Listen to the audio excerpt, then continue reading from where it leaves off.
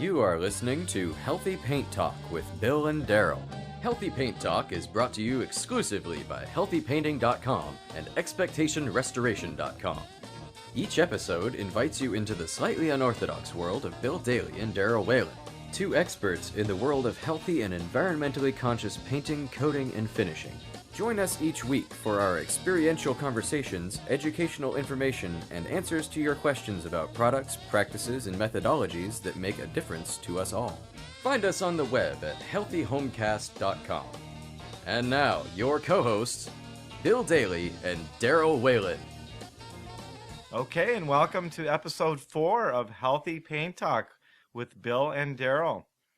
Healthy Paint Talk is part of the Healthy Homecast Network and is brought to you exclusively by HealthyPainting.com and ExpectationRestoration.com. I'm Darryl Whalen, along with our star and co-host, Mr. Bill Daly. Hello, Bill. How you doing? Just dandy. And our audio engineer, Mr. Randy Parcel. Hello, Randy. Heyo. Heyo. As we continue to develop our format, we'd like to remind all of those who are listening to please contact us with any questions, comments, or ideas. And that can be done at the present by calling us at 206-650-4587. We are working out all the email and website stuff as we speak. Our website for Healthy Paint Talk is up, and for the moment can be accessed exclusively through the healthyhomecast.com homepage. So we spent the first few episodes laying down the details of our present format, which can be heard on episodes 1 through 3, and it is now posted on the right-hand side of the website. I just posted that up yesterday. So let's just get right into it. This is What's Been Happening. So, Bill, what's been happening? Oh, quite a bit. I spent the day today, or part of the day, at medical clinic because of the fact that I got diagnosed with sleep apnea. And those of you who don't know what sleep apnea is, it's not a snack you eat before you go to bed. So I went to see a specific doctor to see what was going on. And did a bunch of breathing tests and whatnot. And the doctor asked me what I did for a living. And I said, well, you know, I manufacture coatings that go on floors and clear coatings for woodwork and that type of thing. And I said, right now we're fighting the battle with getting our VOCs down in the product. And he looked at me, he said, what are VOCs? And he's a what kind of doctor? Well, he has to do with, he's a pulmonary specialist, lung, breathing, that type of thing. And he doesn't know about VOCs? He looked, he doesn't know a thing about it. And he was serious. He wasn't playing. No, he wasn't playing. He wasn't yanking my chain. That's heartbreaking. And so we have the medical industry, evidently, that isn't aware of it, and we're talking about it in vague terms when we're talking about labels and whatnot. But I'm going to go back in time a little bit tonight with our conversation, and I'm going to discuss milk paint. So milk. Yes. Oh, soy milk? No, not soy milk. This is just, I think, regular old cow milk. Oh, okay. Or goat milk, or just milk. And I'd like to see a hands of all the people out there in computer land that know about milk paint. I'm looking through the computer, or what do am I looking through the microphone and looking through the actual laptop and like seeing like all those hands out there? I don't think you see any hands, to tell you the truth. I do. We've got extremely good equipment. Well, let's go back to the milk paint thing and how old it is. Some people think it could be as old as 20,000 years. Wow. And I can just imagine Og and Gog sitting around a campfire and deciding to make milk paint. Randy just looked it up on Wikipedia, and how old is it? It's 20,002 years old. That's a pretty darn good guess, though, Bill. Yeah, I mean, none of us were really there, you might say. But the Wikipedia people were. Oh, they're smart. And old. And old. So it turns out that here these two cavemen are sitting around a fire. They're trying to figure out it's really a boring life. The sun comes up, the sun goes down. You got to eat, and you got to, bang your wife over the head with a club. It's just, the same thing over and over again. So they decide to make some paint. And this goat wanders by the cave, and they decide let's grab those spigots and put it in a bucket and put some color in it and paint the walls. What an idea, right? That's a terrible idea for the goat. Goat was okay with it. But you kind of wonder how these things get developed. And you wish you could kind of be there. But the original people that developed the paint, milk paint, didn't paint walls. They painted decorations on the wall. We talked about that last few episodes. Hieroglyphics. And they did that with milk. Milk paint. Goat milk. We don't know. I don't know what kind of milk giver was around at that time. But all milks have somewhat the same structure as far as what happens when they're dry. And the current type of milk paint, they will tell you, is following the old milk paint's formula to the T. It was brightly and widely used, Tutankhamun's grave, when it was dug up, there were toys and there were objects of art that were in the tomb, and they were all painted with milk paint. So you know that somebody had gotten around to mixing that up. And one of the key ingredients in the product is lime.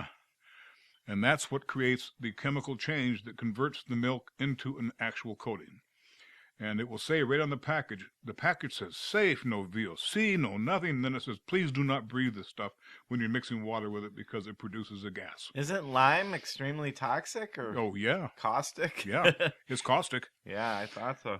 And since it's caustic, that's why it sticks to things so well, because it eats right into what is going on. And what I brought is an example of milk paint that was mixed with water, and I did it in a transparent form. And this would be similar to what they would have found down in Machu Picchu in Mexico, that was adorned on the inside of the walls, actually painted on. You could see the stone and whatever was underneath it right through the paint. And that paint's still there. And that's what you're looking at right here. Sweet. Is that with or without the lime? Oh, the lime's there. Oh, okay. And what really brought this whole thing around today is I got a telephone call this morning from a guy in Portland, Oregon. He says, hey, Daly, I got a great idea. I'm going to take your product, Vermont Natural Coatings, which is made from milk and cheese whey byproducts, and instead of using water to mix the milk paint up, I'm going to use your product. I said, don't do it. I said, it's got lime in it, and that lime will just kick the crap out of the solid content in the polyurethane coating. And I said, you'll have a rubber ball in your hands. Well, he called me a half an hour later. He said, I can't even get this stuff down the drain. So what he ended up doing is mixing all the milk paint up with water. And then tomorrow, I haven't talked to him yet, he's going to try mixing the Vermont Natural Coatings in the already mixed and reacted milk paint. And by the way, how long do you think milk paint will last if you just put it in a container? What do you suppose? Is it an interior or an exterior product? Either one. Oh, either one.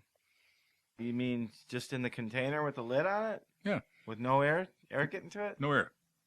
I guess it could probably last about 10 to 20 years. No, if we do that and we don't keep it refrigerated, it will start going bad within 4 to 5 days. Wow. So don't keep your milk paint out too long. Now, they say that you can paint toys and the kids can put it in their mouth right away. I have a tendency not to really believe that. I think you should wait for at least 48 hours before that occurs, and or put a clear finish over the top. Now, by the time next week's session comes by, I will have painted this again and put a clear coat over the top. And I'm not putting a clear coat over the top to make the paint hard, because the paint is hard on its own. I'm just going to try to change the sheen so it looks a little more appealing than dead flat. So I'm still a little confused about the lime part. Is this considered a healthy paint? It is considered a healthy paint because the lime, when the minute it makes its reaction, it's gone. So it's different than the lime that when they use that like in like landscaping and stuff. In the old days, they used to pour it onto the soil and stuff to burn out the weeds and stuff. It's no different. Oh, I thought that was really unhealthy. In its first state, it is unhealthy. Oh, okay. But every paint that is made that goes on wet and becomes dry, there is a chemical reaction that occurs, and lime is the thing that sets off this chemical reaction. Interesting. And by the way, if you do get the product, if you look this up on the internet, it will give you all the warnings. They'll tell you it's the healthiest stuff in the world, then they'll tell you what not to do. And I find that very interesting. But so how long does this paint last? Well, like when it's painted on something, I mean. Well, we know it's been around for 20,000 years, so we have records of it being 400 to 500 years old and in certain areas without any destruction of the paint at all. And that depends on the circumstances of the environment. It depends on sunlight. Yeah. That's the thing about any kind of paint over the years. It says a lifetime guarantee. And that's... You don't know whose lifetime they're talking about, though. And that's also like completely optimum circumstances. So that's the milk paint. I'm sure we'll be learning more about that. Is there anything else you want to say about that? Well, it's just making a resurgence right now. And I think it's very important that anyone who is going to be doing some painting, especially today since there are so many offers out there for us, we can go to the store, we can walk down the shelf, and we can buy almost anything. And I was in a local hardware store here tonight, McClendon Hardware, which is, I'm going to call it an old-fashioned hardware. They have every nut and bolt that was ever conceived, and we don't know where it is. Yeah. It's an Easter egg hunt whenever you go in there.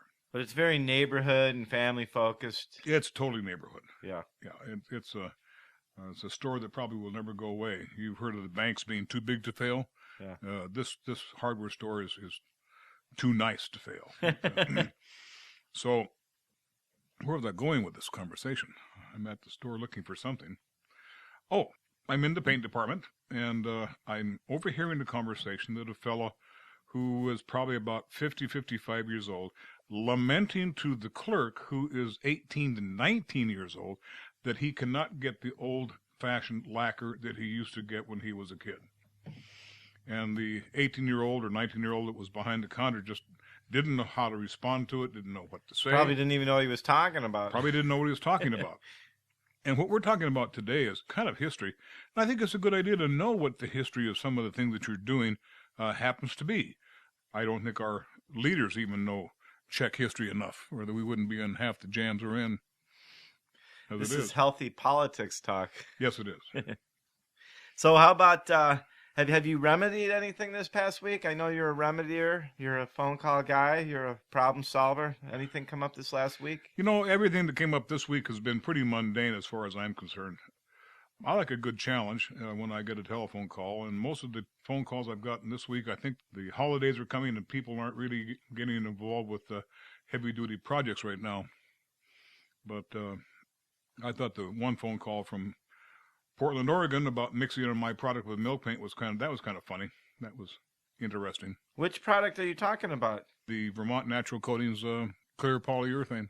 Mixing that with milk paint? Yep. Oh, that's not the same thing? No. Oh, okay, gotcha. Okay, well, we'll probably get into that down the road.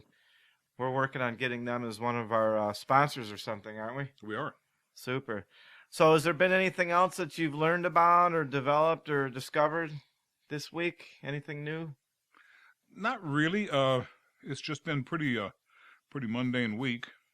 Oh, I did find out one thing, that we've got some definite issues with our zero VOC colorant that we have to solve, and the chemists are definitely working on that right now, and that's what we call color flotation, where the colorant won't go completely into the paint. I've been hearing about that with some of the other places that are wanting to incorporate that into their... They're basically working around the clock, though, as we speak, trying to figure that out, I imagine, huh? Well, let's put it this way. When everybody wanted to be the first kid on the block with zero VOC pigments, and I'm going to tell you, some of the pigments that we used to use are pretty dangerous. The Hansa yellow, which is one of the brightest yellows there is chrome, okay? You've got some reds and some blues that are just horrible. I mean, my God, they come from metals that will just absolutely kill you. And we have to replace all those with different color systems. That'll give you blood poisoning, wouldn't it? Oh, blood poisoning, you name it. Brain damage. Yeah, well, we all have brain damage. Huh? Yeah. Not me. Well, a little bit. I got the good kind, though. Good kind of damage. So have you run into anybody new or old in your life this last week? Well, yeah. As a matter of fact, I ran into a gal that recognized me at a place I was doing some shopping, and it happened to be a gal. Her name was Heidi Deller. I hadn't seen her since 1956. There you go. And she tapped me on the shoulder. She says, "Hi, Bill." And I said, "Oh, my God." Hey, good looking. What's cooking? No, I didn't know who she was. I had no clue who she was. Oh, okay. And well, that happens. And she looked at me and she says, "Boy, you haven't changed." And I thought, "Oh, my God, I must have changed." That's all that healthy paint you've been keeping in your life. Yeah. Well, for me, I just finished up a wallpaper removal job. We saw the wallpaper on the back. It said 1979, so it was Holy cow, 31 years old. Yep.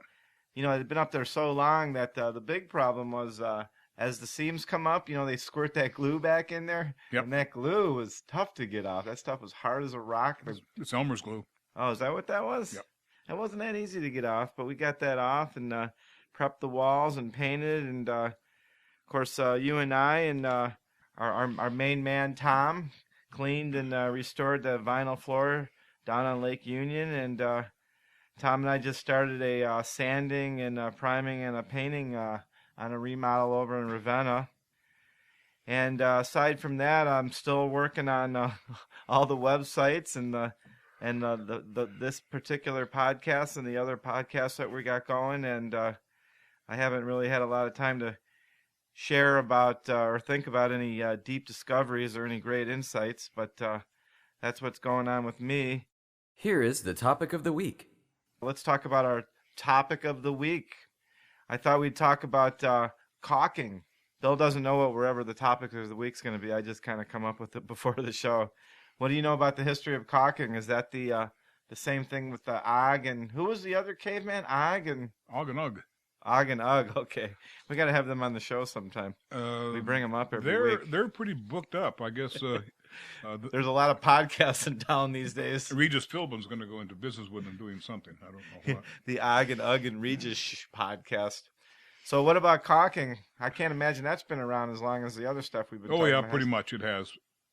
The boats that came over here from Europe to discover where the Indians live had seams that had to be caulked. The structures that were built, all the wood structures that were built prior to stone structures being built had to keep the weather out, and they were caulked. And you can caulk the Indians would caulk their huts with mud. And they'd end up having to do it every year because, of course, the water would drain the mud out and clay. And if you go on the internet, you'll find all kinds of old-fashioned ways to use caulking materials that date back thousands of years for your house out in the woods. So things really haven't changed. 2001 years, 1 year after milk paint. 1 year after milk paint. But the new caulking materials that are out now are really quite fantastic. In the late to mid 60s, they had come out with what they call silicone caulk, which was about its first big shot. And when was that? Late 60s? Early to late 60s. Yeah. And it used to be on any building that was over 7 stories high, you had to use a polysulfide caulking compound. Polysulfide was really dangerous stuff to deal with. I've never even heard of it. You wouldn't, because it's not common on, you have to go to a building supply to get it. And then, like many other things, they came out with the silicone caulk, and that kind of destroyed the business of all the poisonous caulks that were out there. And we have the latex caulks. We have very few oil-based caulks anymore. They're almost all water or water-related.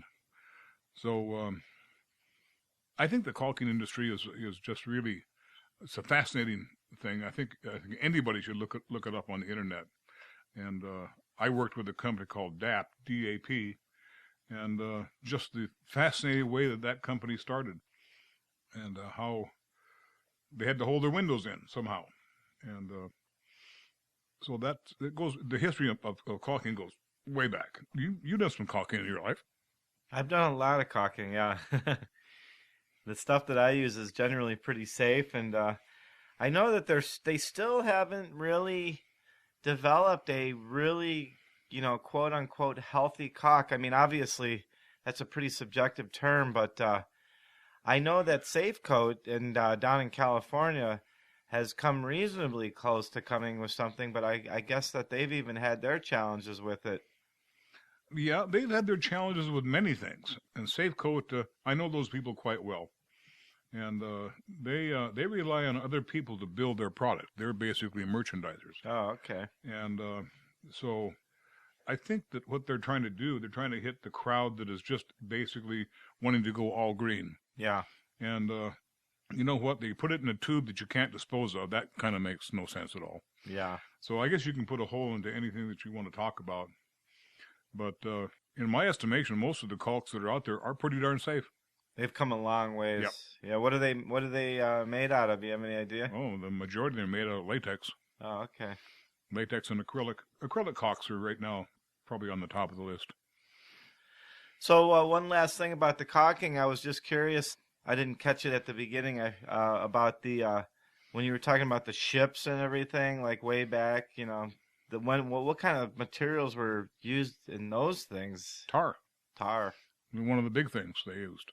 And what is tar? Is that some kind of petroleum product, or what exactly? Tar is a naturally oozing stuff that comes out of certain holes in the ground. Oh, okay. And we've had tar for many, many years. Is that probably related to like petroleum or something? Or? Well, sure. You go down to La Brea tar pits down in California, and you can fill your gas tank up just by driving by it. So, yeah, it's pretty smelly stuff. So great. Well, I forgot that you worked with the caulking industry. So is there any other information that you feel is important on the subject of caulking before we can move on? Well, you know that the little Dutch boy that stuck his finger in the dam. Yeah. In reality, he was caulking the dam. So, so the original caulk was a Dutch boy's finger. I'm Yep. not sure if that sounds great or not. It doesn't sound good at all. No. Well, anyhow, enough about that. We're going to take a short break, and we're going to be back here with episode 4 of Healthy Paint Talk, and we'll be right back. You're listening to Healthy Paint Talk.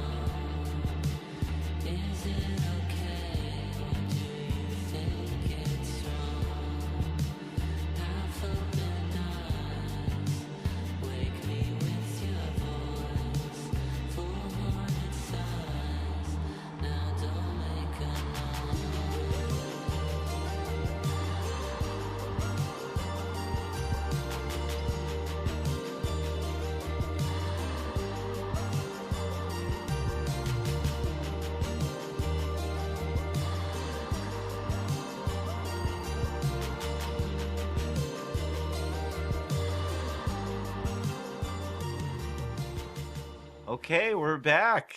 Hey. Wasn't that a fun break? And now, is this product really green and safe? Is this product really green and safe? Bill never knows about this either. No, it's always a big surprise to me. It's always a big surprise. So what we have here is something we call Osmo Yep, I know brush cleaner and thinner. Yeah. And what do you know about this? Well, I think if you just read the container, it says danger, combustible liquid, harmful or fatal if swallowed. Contact with this material can cause irritation to the skin, eyes, and mucous membranes. And we all know how we feel about our mucous membranes. Yeah. And in fact, most of you probably don't know where your mucous membranes are. I'm not sure if I'd want them irritated or not. No, you don't though. want to stick your finger in your mucous membranes. So that doesn't sound all that healthy. It's not. And by the way, this is an old can. Oh, is it? I don't know if you knew that. No. And Osmo is a company that is German and also Dutch, by the way. Gotcha. And they have come on the scene with very great verbiage and how safe they are and so on and so forth. And they have really there are a lot of people that drink that juice and think I wouldn't drink Osmo. I've used it before. Well, I want you to. You mean the safe? They drink the safety juice. That's right. And Osmo puts out an oil that some of the floor finishers just will not use, and some will, and it produces a finish that is very low sheen, very matte, and it has relatively low VOCs. And Darryl, I want you to feel this right here. That's a piece of fur, Mm-hmm. and what that has on it is nothing other than strained walnut oil. And you saw me talk to the guy that made it. Yeah, and I use it. Mm-hmm. It's a great product. And that's the product, the guy that we met the other day. That's right. Gotcha. That's walnut oil. Oh, okay. And he didn't even know about his own product and how it could be used. He was using it. He's a wood turner, and he was using it to put on salad bowls after he'd turned them, and put on several coats. Then you can eat your salad out of the bowl. And walnut oil is a food grade product, and so I put a coat on this piece of wood. And by the way, I just poured water on it before the show started, and it repelled water just fine. And what you'd have to do with this oil is you'd have to continually apply it, say like once every 6 months. Yeah. And so, or more often. Yeah. Depending on what you're using it for or how it's exposed. Yeah, and people have asked me for years, what's the best finish out there? And I always come up with the same answer. Vegetable oil. No, one that you can repair. If you can't repair it, it's a horrible finish. Yeah. That means you had to go to great lengths to get it off. And so I like repairable finishes. So what about this product? Is it healthier than the old school standard? No, it's paint thinner. Oh, okay, because it claims that it doesn't desaromatized benzene free. Well, you can be benzene free, and that's fine. But petroleum distillate, if you read on, you'll find that. Let's see how many. I didn't get to read all these instructions before you pulled this one on me. Oh, that's fine. So, do you know that that it may or may not be better than? Oh well, here it is right now. Okay. It does have the contents. It contains naphtha, which is really hardcore. Yeah, and then we've talked about that. I think. Then they have in parentheses petroleum, and the difference is the fact that this evaporates very rapidly. Yeah. So it doesn't have the same kind of residue that other paint thinners have. The residue's gone quite rapidly. Yeah. So is there a better alternative of safer and? Yeah, I found one just the other day that just absolutely thrilled me, which is a orange solvent. I was at Green Home Solution, and I had brought them a spray gun that they were going to try in to spray out a couple of samples, and they let the stuff that I sprayed get hard in the container. In the spray gun. Oh, boy. That's not good. And I went over there and I said, well, I'll just toss it. I said, my God, by the time we get it clean, it's not going to be worth it. Yeah. And so... they're like, we got this special stuff over here. Oh, let me try this stuff. We'll put it in there. We'll soak it overnight and see what happens. And he called me next morning and says, well, that thing's clean. So, and it's a pretty safe solvent, but keep in mind, not everybody likes orange solvent. And we have found that out kind of the hard way. When we discovered that the oranges did produce this, we know that lemons produce chemicals that can clean. We know that a number of citrus products can do that. And in the about mid-'70s, there was something horrible happened down in Florida, and that was a freeze. And it basically destroyed, or was in the process of destroying, the entire orange crop. Believe it or not, I was actually in Florida that year. It was cold. Yeah, I was a teenager at the time, and I had an aunt that lived down there. And it was in the summertime, too. What part of Florida? They were in, like, Clearwater, and okay. I'm not sure if that was anywhere close to where you're talking about, but... So the then governor of Florida said, okay, I'll invest some money if somebody can figure out what to do with all these oranges that we can't sell for food. And somebody came up with a cleaner idea? It's always been there. I remember in the 80s or 90s, like, orange cleaner was, like, huge. Yep. But there are people that can actually, they'll get very allergic to it. Interesting. The smell will make them faint. The touch will make them break out in rashes. The whole thing is kind of strange. So not everybody's created equal. We have some things that we need to discuss with ourselves before we go and open a can of solvent. Because, after all, it is solvent. Oh, hell, water's a solvent. Yeah. It's safe to say that oranges probably have a higher degree of success with this on the safety level than naphtha, though, right? Yeah, I like this part. If inhaled, immediately remove the affected person to fresh air, seek medical attention. If not breathing, have qualified person give artificial respiration. But it's got a green tree on the label. But you notice that the green tree is leaning to the right? So we'll leave the jury out on that. We're just, I had gone into a store and had a project where I needed some thinner, and I was told that this was a safer alternative.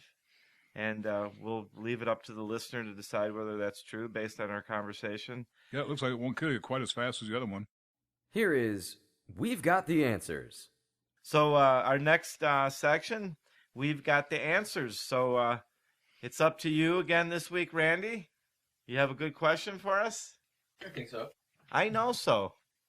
My dad picked up a sprayer, and it was in an effort to prevent me from having to use spray cans to take care of a small automotive issue. So we don't have an indoor area that would be suitable for painting, but I know that being outdoors, while it may be well ventilated, there's a lot of breeze in the area, and I wanted to see if there was any way I could handle the blowback or how unpredictable the wind can be in an application outdoors. Well, that's the thing that always bothers people when they're spraying outdoors is the wind. Yet in for example, an auto shop, they will have room that you would drive the vehicle in, and there would be a tremendous amount of air turn in that room. So let's take that. It's not a wind tunnel by any means, but it's what we'll call pressure. You have high and low pressure so that the air can just change. So you can get fresh air in there when you need it. So what you want to do is to get some visqueen and some little 2x2s and build yourself a little lean-to. Spray booth. Kind of a spray booth outside. And you want to keep the air that is blowing from causing you some problems, and merely put in a couple of vents towards the top of the visqueen when you do the closed area. And you'll have plenty of suction going there, and you can spray to your heart's content. And be sure and wear a mask, but other than that, you should be okay. I totally agree. I concur with that, by the way. Great. Well, thank you for the great question. And now, what's up with that? Okay, well, what's up with that? This is our question. It's up to you, Bill. What's up? What do you have for a silly question for this week? Oh boy, silly question. I guess silly questions are just everywhere, aren't they? Why are some people allergic to cats and other people not? What do you suppose? That's a very good question. It has something to do with the person or the cat. I have no idea. Well, I told you I went to the pulmonary doctor today. Yeah. He said, "Do you have any pets?" So I said, "Yep, got 2 big dogs." He knows about pets, but he doesn't know about VOCs. Yeah. And he says, do those pets bother you? I said, no, not really, not at all. And he says, you'd be surprised how many people we get in here that just by getting rid of their cat, they improve. Yeah. And I thought, well, I don't have one, so I guess I can't get better. And why some people don't have any problem with it. I've never had cats my whole life. Yep. I had a friend, geez, oh man, this was many years ago, when I had a cat, and he came in, and he basically passed out on us. Wow. While we were just hanging around, and we had to take him outside and put him on the lawn as he got fresh air and stuff. He literally came awake. It was bizarre. It was just from the cat. That's how bad he was affected by it. That's a good question. And we'll leave that up. Somebody will know why some people are allergic to them and some people aren't. Yeah, give us a call or email us or check out our website. So, yeah, okay, is there anything else, guys? Bill? No, I can't. You know what? Next week is Thanksgiving. Okay. So we may or may not have this. We may or may not be by next week, or we may pick a different day, or we may take a little bit of a holiday break. And we'll work that out behind the scenes. So for now, that's a wrap. You've been listening to episode 4 of Healthy Paint Talk with Bill and Darryl and Randy. Give us a call if you're listening to this right away. 206-650-4587. We'd love to hear your ideas for topics of the week or products. And operators are standing by. Operators are standing by. Well, they're actually sitting by. They're actually laying down and sleeping, but that's kind of odd. So, yeah, we'd love to hear your ideas for topic of the week or product of the week, or your general questions about anything related to painting, coating, or finishes, as well as an idea for a silly question of the week. If all goes as planned, well, we'll still work that out. You will be able to check back either next week or the next following for episode 5. Check out healthyhomecast.com for all of Paint Talk episodes, as well as other shows and episodes relating to the environment, society, and the community surrounding the Puget Sound and beyond. Until next week, this has been Bill, Randy, Darryl with Healthy Paint Talk, and take it out, Bill. Okay, go stick a brush in it. Go stick a brush in it. Bye-bye. Thank you for listening to Healthy Paint Talk with Bill Daly and Darryl Whalen.